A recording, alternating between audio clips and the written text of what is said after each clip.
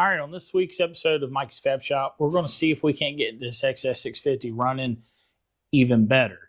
We're going to adjust the valves. We're going to check the timing chain to make sure that it is it's not too loose, not too tight before we run the motor too much. And then we're also going to make some adjustments on the carburetor. I think we're going to move the needle around a little bit, and we're going to adjust the air fuel mixture screws because I think I got them out a little too far. We're going to check the plugs and see what they look like and then go from there. I also want to apologize that this week's episode I was hoping that this week was going to be even better than last week, but this week has been a real cluster for me and my family, not for bad reasons. We went and saw A Day to Remember.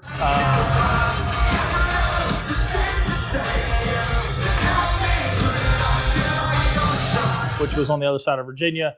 And we've just been super busy. So, and honestly, our internet sucks where we're at right now. So it makes it very hard to upload and spend a lot of time with editing because we spend so much time just uploading.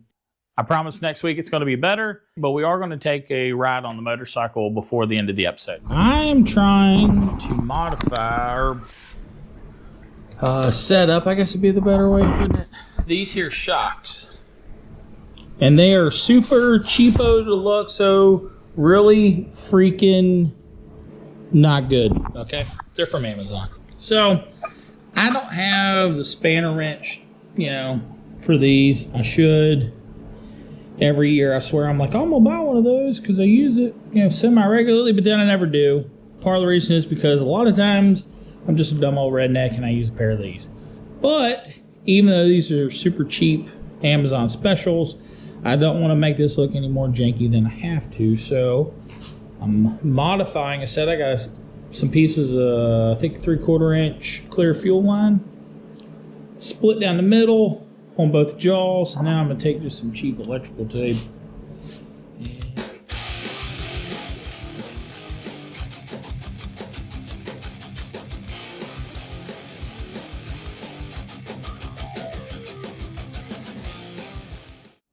Boom. Now, I come over here. You can see. Now, I won't scrape up this super cheap anodizing. Maybe. And I can tighten down these shocks. Add some more preload to them. Also, it'll raise them up a little bit if I'm not mistaken. These shocks are extremely cheap. This is not ideal. To be fair, the only other set of anything fancy that I ever have to adjust this on would be a set of Olin's Black Series shocks that I have on my Dyna. And they came with the tool to adjust those. It uses a kind of like a little it's got like a handle with just like a dick sticking out the end of it, and you just stick it in little holes and you twist them around and it works super good. These are, everything on here is like rounded over kind of sort of, so I'm gonna grab a hold of this. I'm pretty sure once upon a time when everybody wanted to have a cafe racer, there was a couple of guys that got probably these exact same shocks. I'd be willing to bet. And they've got like the warning, this is filled with nitrogen, and it's got the little bleeder here in the bottom, and I think you can even sort of kind of pop that thing and it'll bleed off a little bit. But I remember watching a couple of reviews on stuff like that because hey, I'm not made of money. I will take a deal if I can find one. And these also double as a hammer for the lock nut. Don't overdo it because everything here is made out of Chinesium aluminum, so definitely strip out. But I remember watching a review, and the guy took a hacksaw and cut right through here, cleaned it up and everything, and there was no line going through there. There was nothing connecting it. So I can make sure I'm in camera here. Yeah, there was nothing there. Like, there was no line.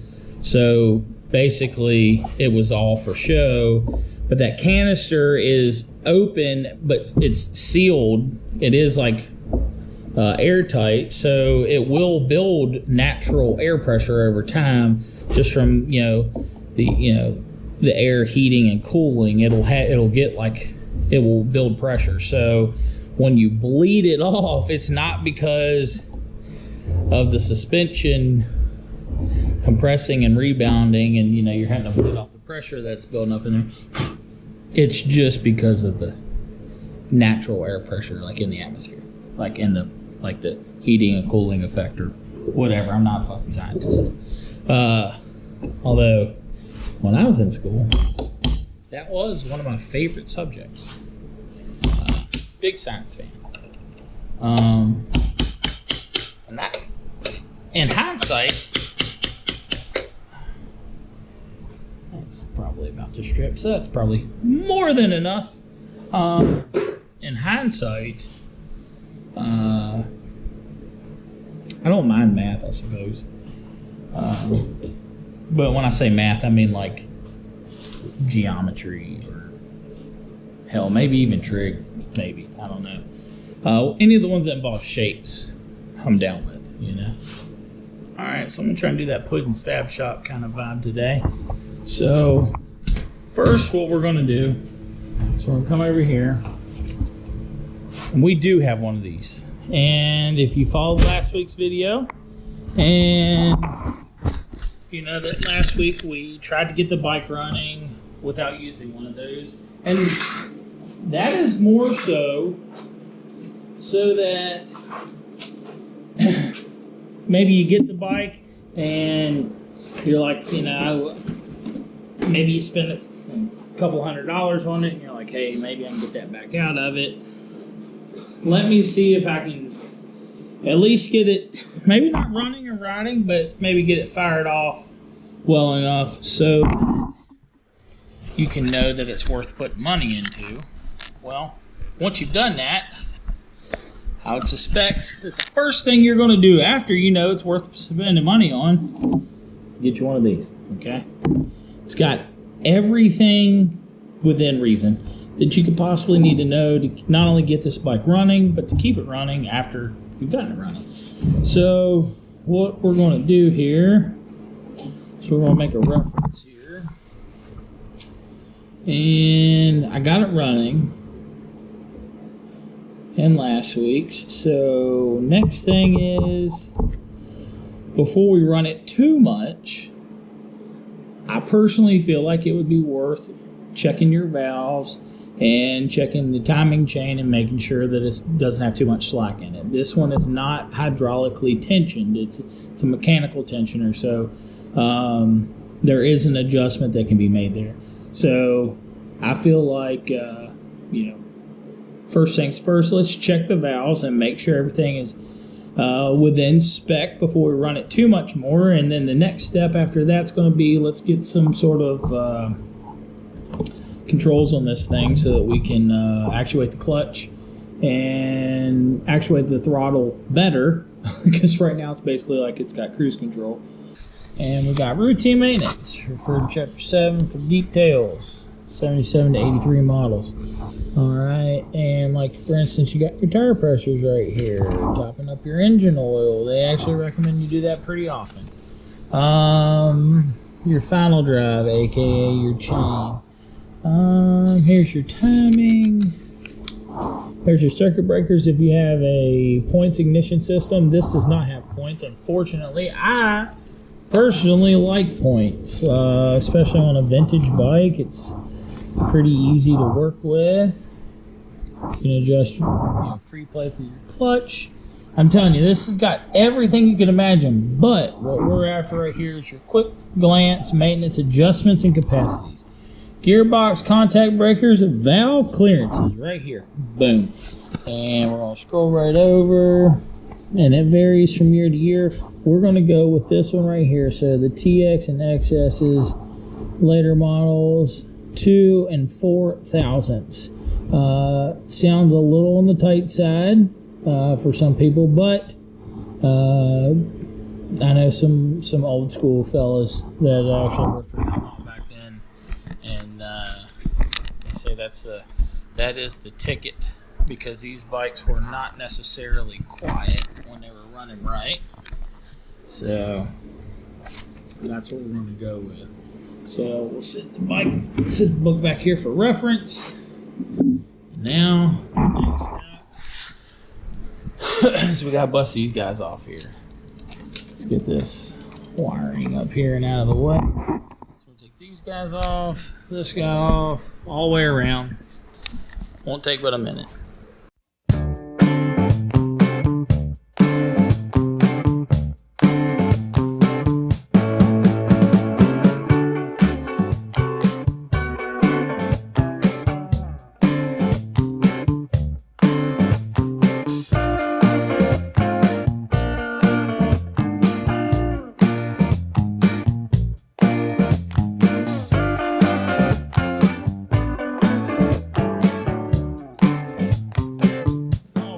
So we got everything off, and then before we start turning the motor over to get it to top dead center, we did get this running last weekend, and I did run it around a little bit. So let's see what these spark plugs look like. As long as I'll get out. Not bad. I don't know if you can see that. But for something that didn't run for 10 years, not too shabby. Not perfect, but not bad either. Set this up here. And then let's go to the other side. Again, the reason I'm putting the spark plugs out is one, so we can get an idea of how it was running when we did get it running last week. And then also, it just makes it easier to turn the motor over to check the valve clearance. And again, this one is more funky. I don't know if you can see that right there, but it's kind of chunky right there. I don't know if it's coming in or not. But we was running this with no air filters, no nothing, just a very like baseline carburetor setup, nothing special. So get that cover off of there. Big pair of channel locks. See if we can't grab it. Let's try right here. Nope. All right, that's it. Maybe this will get it. We'll try it with the punch first. There we go.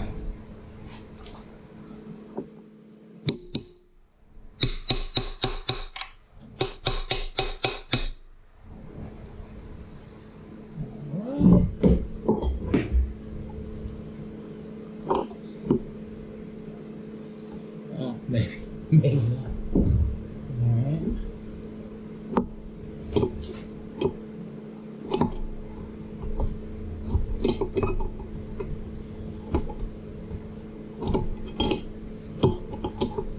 Little drop of water, all you ever need.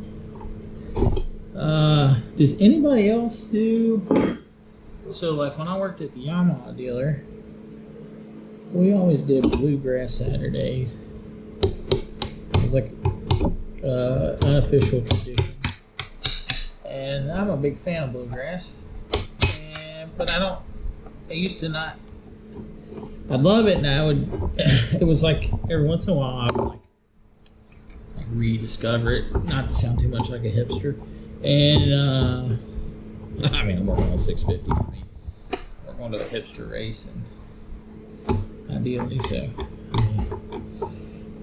But sheesh, nobody's doing me any favors with that. We're gonna have to clean all of that up. That is disgusting. And luckily, I've got a bunch of. Actually, that's still don't look half bad.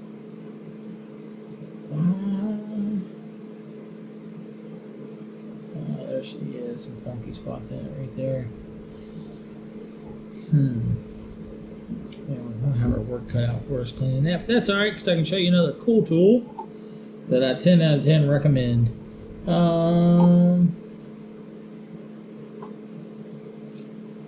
don't know where we're at in the stroke right now. No, loose. These are loose. Alright, let's see here. We'll start on this side.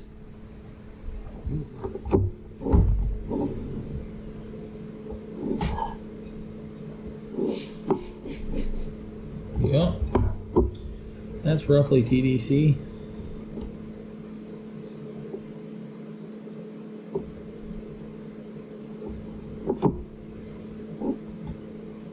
Yeah. That's at the tippy top. The tippy top. Just grab a pick. And stop of the piston. She's got some carbon on her. Alright. Let's grab feeler gauges. Start it up. Alright, so according to our book, like I said, so you got your intake side and your exhaust side. When you get in here, we're going to go with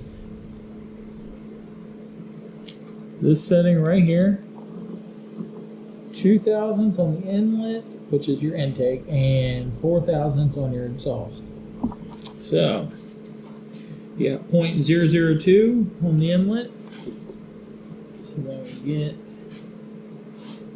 feeler gauges that just set down right here. You're going to find 0.002.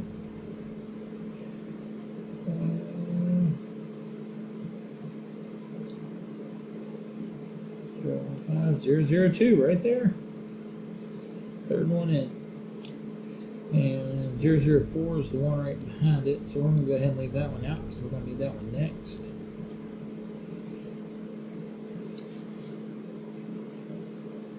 I will say normally it'll give you a plus or minus like 1/1000th or half of a thousandth.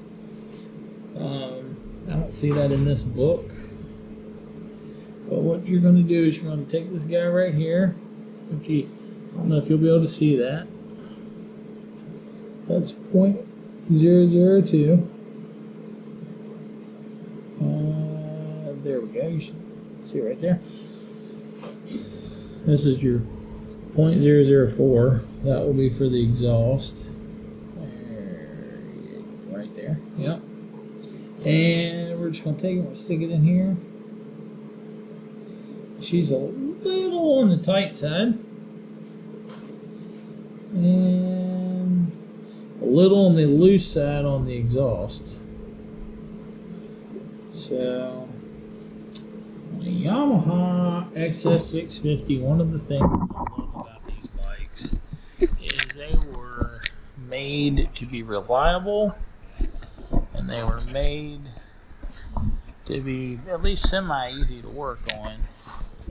Before we can get this thing put back together, we've got to get this surface cleaned up and see what we can do about replacing that seal that goes here. I did want to show you that this is the Matco CGSS114A, and it is a hellacious gasket scraper. There's a few on the market that are all very similarly designed. I have this one for 2 reasons. One, a technician that is a longtime veteran of the motorsports industry. I worked with him when I worked at Early Cycle Center in Harrisonburg on Yamahas and whatnot. He used one of these, and after I used his, I was like, oh, well, I also have to have one. Also, in the event that I need to do some little fine detail cleaning or anything like that, I also have the Motion Pro gasket scraper. This thing is phenomenal, especially with that little tip right there. You know, getting right up against these studs right here. If I've got to if I'm having some issues, this thing is amazing.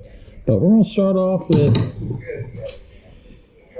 the OG here, and the great thing about this is because it uses basically a 90-degree edge, is it pretty much works forward and reverse, just like our old Devils Jr. Forward, reverse. There we go. Which is really, really cool. It's super reliable, and it really cleans everything up in here. But I also want to try and make sure I keep it kind of, not that necessarily there were a ton of people running these as desert sleds, but I want to kind of keep it semi-period correct. So,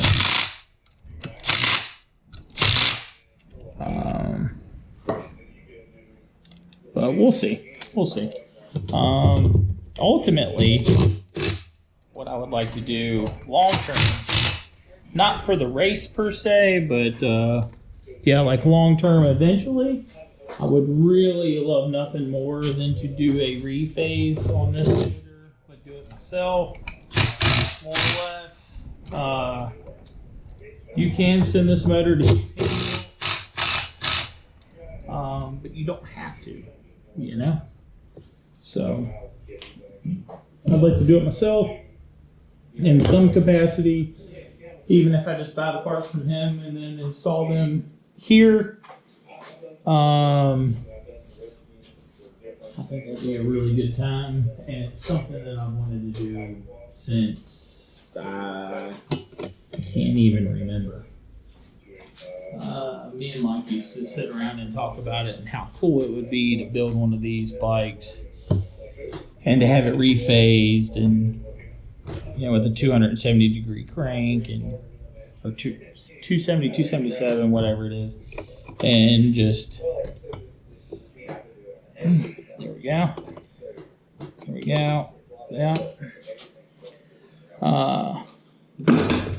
But yeah. All right.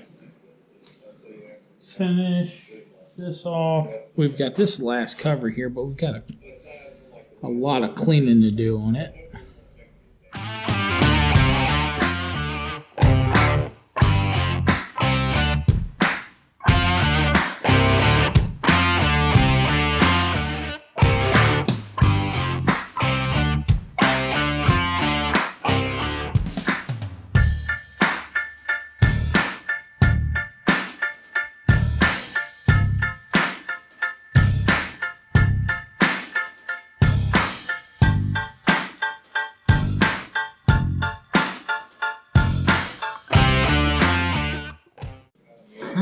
Reusing that seal. So like I said, I'm not super, I don't want it to leak, but if it leaks a little bit here in the next week or two, that's all right.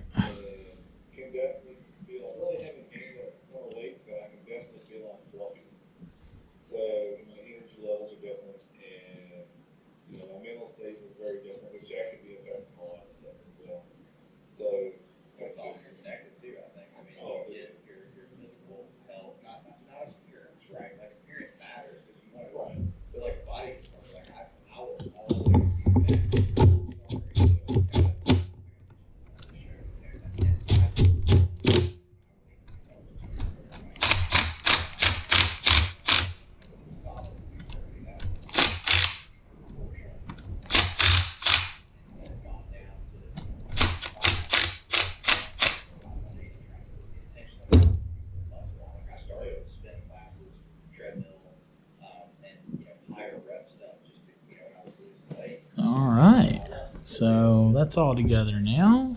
So we've gotten the valves adjusted, and the last thing that I wanted to check before we run the bike too much is that the timing is good.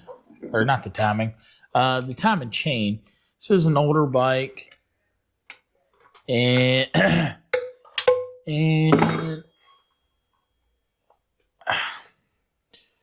this is more or less self-adjusting, but it's always good to just double check because you don't know, because it's spring-loaded, so it's not, technically shouldn't be out, but if you look right here, this guy right here should be flush, if you can see the inside here, with this little guy right here.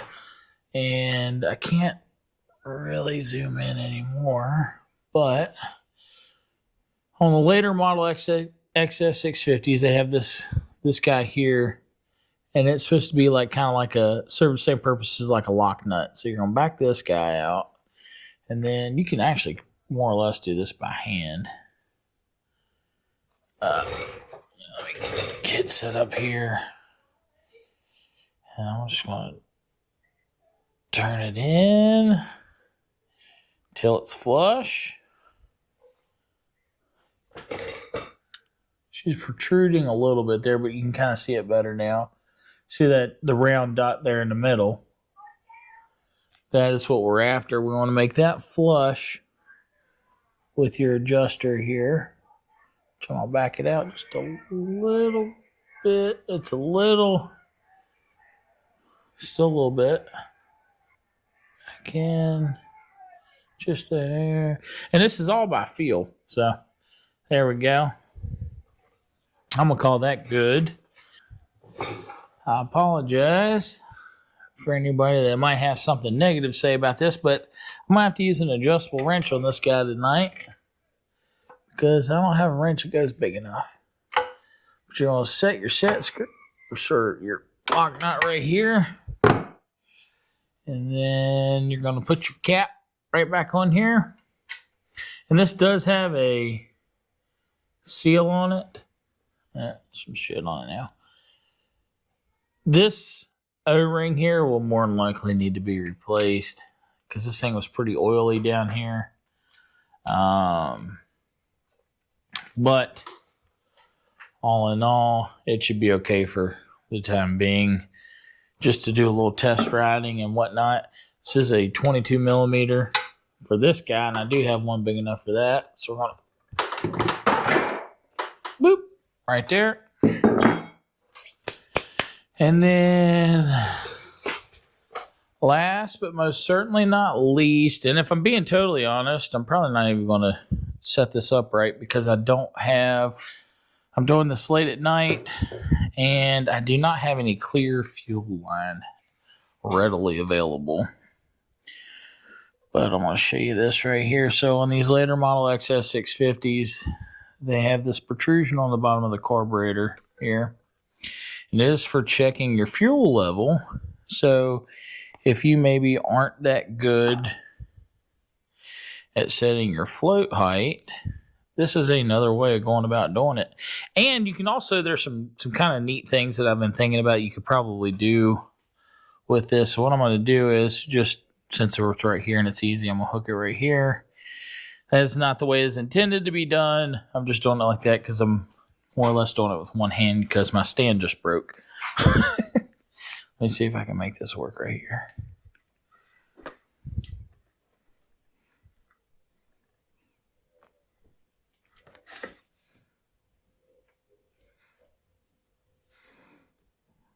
Yeah, it might work. Okay.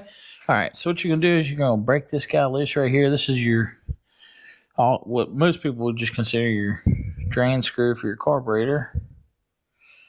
And I don't have this hooked up to a tank. So whatever's in there is what I'm going to get, and that's it. So let me pull this up. Oh, shoot. Well, the idea is, there we go. After I spilt it everywhere.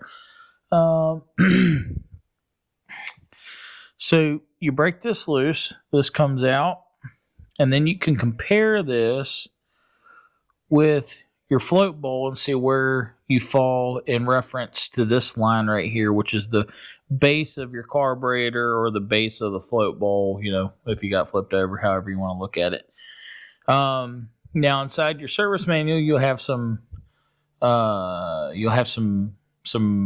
measurements to go off of, and you should have fuel being supplied to this, but we don't have a gas tank or anything on here right now, so this is more or less just to show you, just a quick reference. But this is so you can check your float height and make sure that it is where it is supposed to be. And then, a funny little trick you can do here is if you take it, all right, turn like this. If you take it and you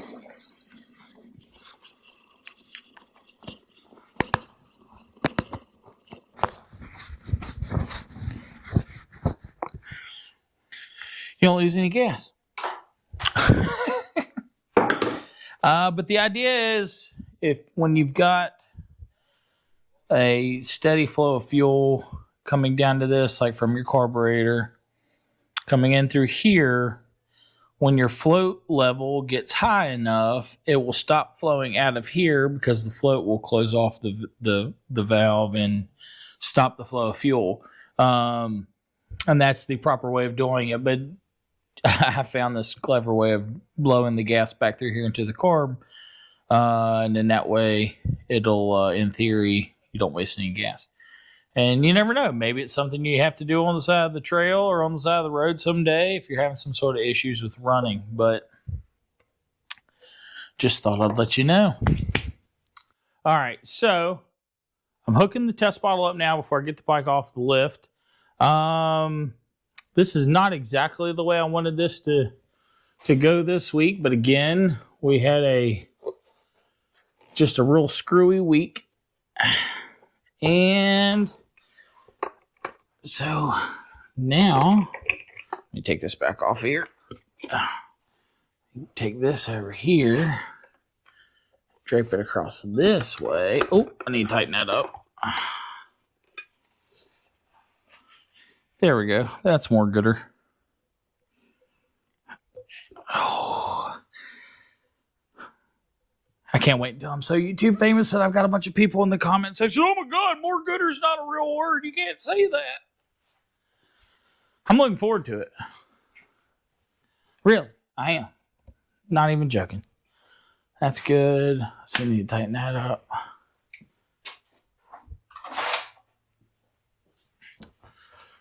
This is a terrible throttle, but it works for now. This is for a mini bike, or not a mini bike, I should say. It's like a pit bike or something, you know what I mean? That's a little bit better than it was last week. All right.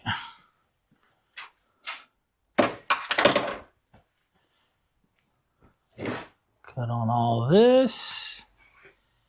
I can probably very cautiously, did not mean to make that rhyme, slide this thing back this away.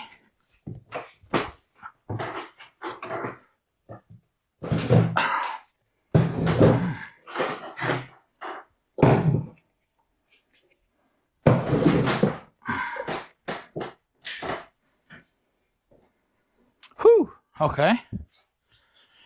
If anybody wants to sponsor me with some angle iron so I can build my other lift so I don't have to do this anymore, except for like long-term projects and maybe would be good to sit here for long-term, just send me some angle iron. Just send it to Early Cycle Center in Harrisonburg, Virginia. Sammy will make sure I get it. Very sketchy. Okay, there we go. All right. I don't have brakes. What was that?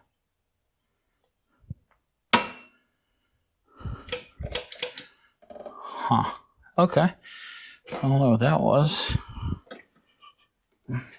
Come on, baby. Oh, no, this ain't gonna work. So I'm just gonna have to very cautiously roll this back and hope that it doesn't get away from me. So what we're doing is we're gonna take our anti-gravity jump box. I'll hook this up.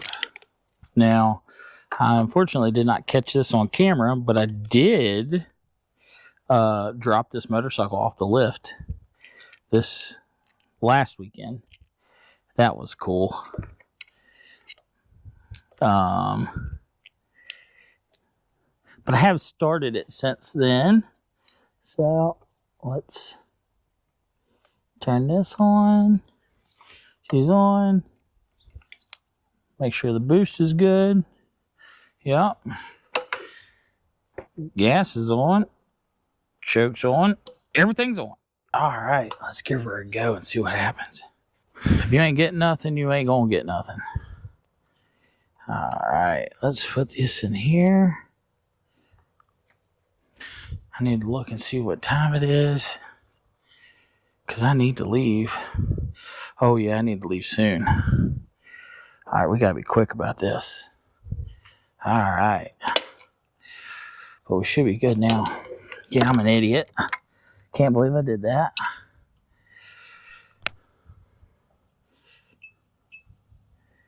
Feel free to leave in the comments who noticed that as soon as I did it. And was like, hey, dummy. Hook your leads up right. There we go. Let's give her a little snug. Also, for those of you that don't know, do you know there is actually a proper torque setting for virtually, I guess, all spark plugs? I mean, everything I've ever worked on's had a correct amount of torques to put on it. And I'll show you right here how you tell. You dial your elbow in right here, and you go, oh, you go, that's tight, and then, perfect. Click, you can throw a click in there. Depends on how old your torque wrench is as to how clicky it is nowadays. All right, everything's hooked up there. We're good there. I'm gonna say no to the choke. Turn this on. Turn that on. That's hooked up. Probably should have checked that before I did that, but whatever.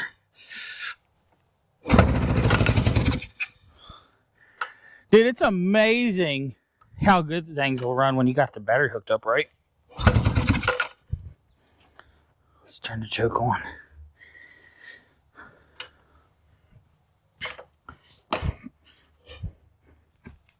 Oh,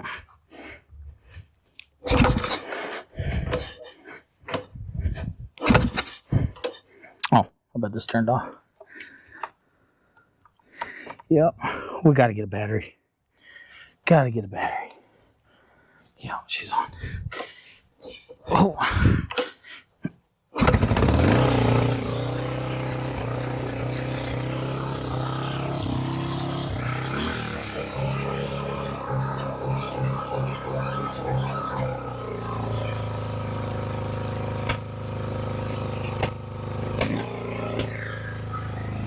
Let's get my custom-made seat right here.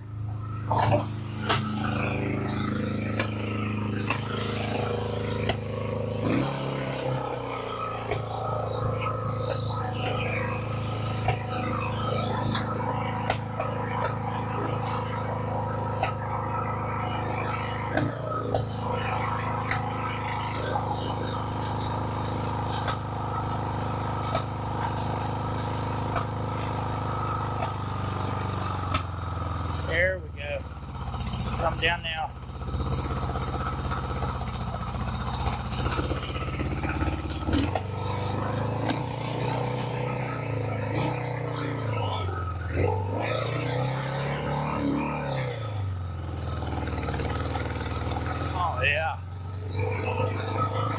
Running like a champ.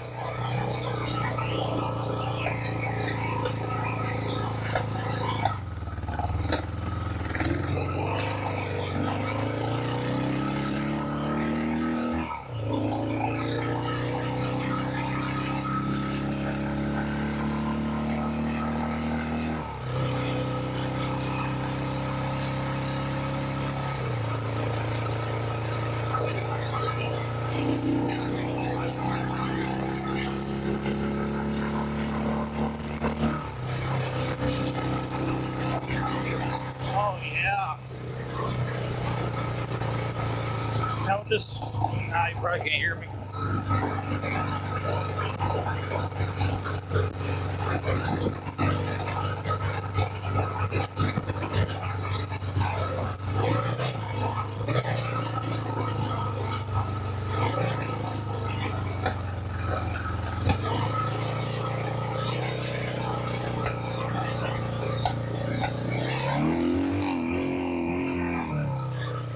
Woo-hoo-hoo.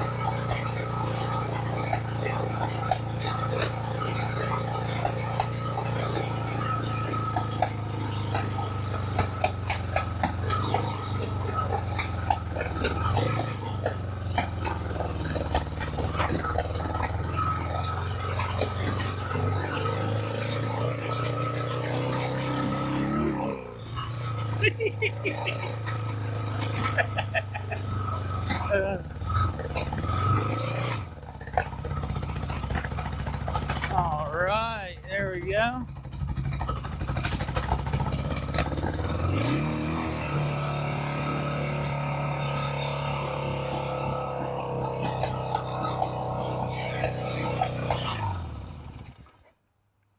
Sheesh. All right, another successful test ride. I don't know if it was necessarily better because I did not make any adjustments to the carburetor, and that was what I said that was one of the things we wanted to do, and I really think that is something that is needed. I cannot find the kickstand to save my life. There we go. But I don't think we did any damage other than the piss poor jump box hookup. But that's it for this week. I appreciate it. Again, not on fire, just a bunch of stuff right on the exhaust. All right. Burn that rubber off of there. And that's it. No filter, I got no